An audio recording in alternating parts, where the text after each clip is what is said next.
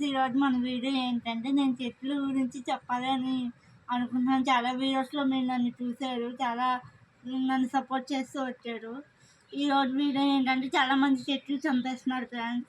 చెట్లను చంపేయడం వల్ల పక్షులకు కూడా నీరు లేకుండా అయిపోతుంది. చెట్లను చంపొద్దు అనేది నా ఉద్దేశం. ఎందుకంటే చాలామంది చెట్లను చంపేస్తున్నారు. అది చాలా పొరపాటున విషయం ఫ్రెండ్స్. నేను చెప్పే విషయం ఏంటంటే, మీకు అర్థం అవ్వాలని నేను ఈ వీడియో చేయడానికి కారణం, నేను నా మా ఇంట్లో పెద్దగా చెట్లను చంపడం మాకు ఇష్టం ఉండదు ఫ్రెండ్స్.